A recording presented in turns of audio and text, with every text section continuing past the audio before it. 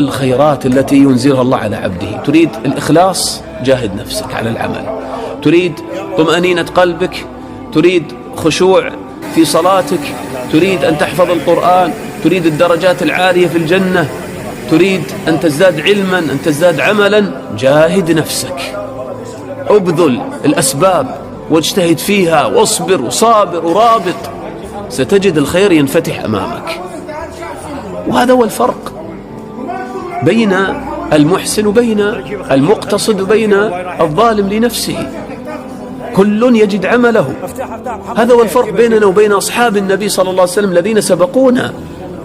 الصحابة رضي الله عنهم كان كلامهم قليلا ولكن كان عملهم كثيرا. لكن نحن مشكلتنا اليوم نتكلم كثيرا وعملنا قليل، ما نجاهد أنفسنا. نعرف نتكلم ونبين وكذا وننصح كذا، لكن تعال أين هذا على أعمالك وعلى سمتك وعلى معاملاتك وأخلاقك؟ لكن الصحابة تجد كلامهم قليل لكن أكثر أوقاتهم يبذلونها في السير إلى الله، في مجاهدة أنفسهم.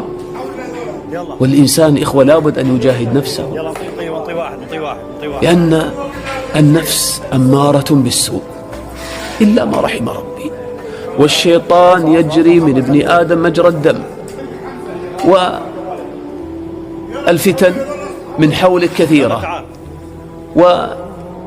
والمعين قليل، والشغل كثير، والعمر قصير، والعمل فيه تقصير، والأجل قريب، والسفر بعيد.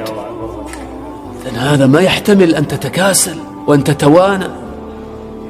لابد أن تجاهد نفسك.